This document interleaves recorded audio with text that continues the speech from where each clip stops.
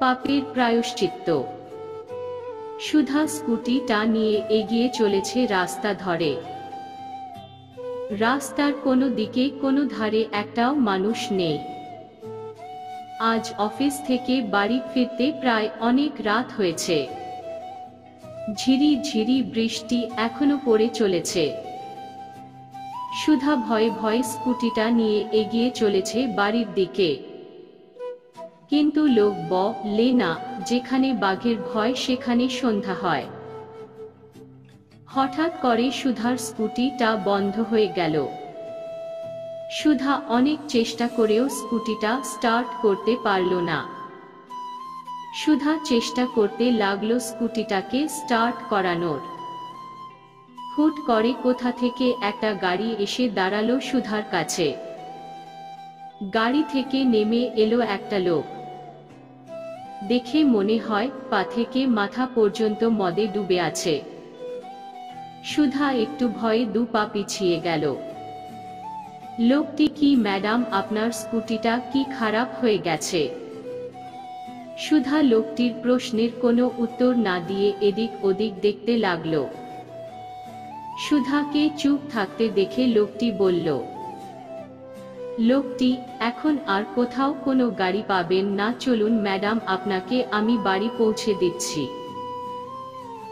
সুধা ভয়ে ভয়ে লোকটিকে বলল, সুধা দেখুন আমার কোনো সাহায্য লাগবে না, আপনি যান, আমি একাই বাড়ি যেতে পারবো। ঝিরি ঝিরি বৃষ্টিতে ভিজে সুধাকে অপূর্ব সুন্দরী লাগছে। সুধার রূপের নেশায় লোকটি আর নিজেকে আটকে রাখতে পারল না।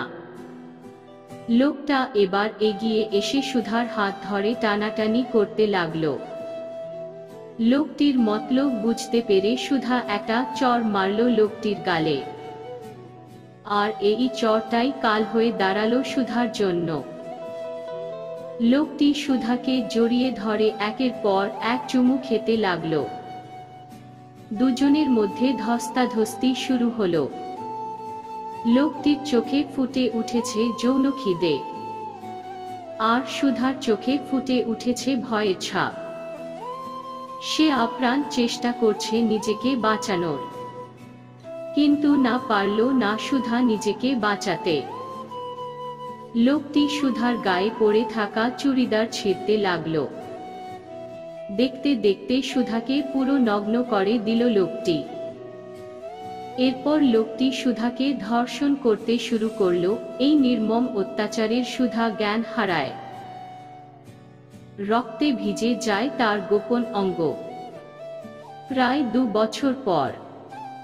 অবিনাশ বাবু, কই গো গিন্নি, তাড়াতাড়ি করো, তোমার রান্না আর কত দূর, পাত্রপক্ষ তো এক্ষুনি চলে আসবে। জয়া দেবী, ওগো তুমি এত ব্যস্ত হয় না, রান্না বান্না সব হয়ে গেছে, শুধু মেয়েকে সাজাতে বাকি রয়েছে। আমি ছোটকে বলছি সুধাকে সাজিয়ে দিতে। ছোট কাকি, না দিদি, আমি পারবো না সুধাকে সাজাতে। জয়া দেবী, কেন পারবে না? ছোট কাকি, দেখো দিদি, আগে পাত্রপক্ষ আসুক, তারপর আমি সাজিয়ে দিচ্ছি। এতবার তো আমি সাজিয়ে দিলাম, কোনো বার কি পাত্রপক্ষ এসেছে সুধাকে দেখতে? কথাটা শোনা মাত্র জয়া দেবী আর অবিনাশ বাবুর কষ্টে মুখটা শুকিয়ে গেল। কিন্তু পলাশ বাবু, সুধার কাকা, রেগে গিয়ে বললেন, পলাশ বাবু, তোমার কি এখন এই কথাগুলো না বললে হচ্ছিল না? আর একটাও কথা না বলে তাড়াতাড়ি যাও, সুধাকে সাজিয়ে নিচে নিয়ে এসো। এই তর্কাতর্কির মাঝে অবিনাশ বাবুর ফোনটা বেজে উঠল। ফোনটা তুলেই অবিনাশ বাবু বললেন, অবিনাশ বাবু, হ্যালো, হ্যাঁ বলুন, কোথায় আপনারা? পাত্রপক্ষ, আমরা আজ আপনাদের বাড়ি যাচ্ছি না। ইনফ্যাক্ট আজ কেন, কোনোদিনই আপনাদের বাড়ি যাব না। অবিনাশ বাবু, কেন, কি হয়েছে, কোনো সমস্যা? পাত্রপক্ষ, কি হয়েছে বলছেন? আরে সব থেকে বড় সমস্যা তো হচ্ছে আপনার মেয়ে। আপনার মেয়ে যে একজন ধর্ষিতা সেটা কেন বলেননি আগে আমাদের? এরকম প্রশ্নে অবিনাশ বাবু একদম চুপ হয়ে যায়। পাত্রপক্ষ, দেখুন অবিনাশ বাবু, আমাদের মাফ করবেন, আমাদের বাড়ির ছেলের সাথে আপনাদের বাড়ির মেয়ের বিয়ে দিতে পারবো না। বলেই ফোনটা কেটে দেয় পাত্রপক্ষের লোকেরা। অবিনাশ বাবু মাটিতে বসে পড়ে কাঁদতে থাকে। অবিনাশ বাবুর কান্না দেখে কারোর আর বুঝতে বাকি রইল না যে এবারেও পাত্রপক্ষরা আসবে না। মা বাবার কান্নার মাঝে সেখানে এসে উপস্থিত হয় সুধা। সুধা, এবারেও আসলো না তাহলে পাত্রপক্ষরা? তাই তো বাবা, আমাকে যে কেউ তার বাড়ির বউ করে নিয়ে যাবে না বাবা, আমি যে অপবিত্র বাবা।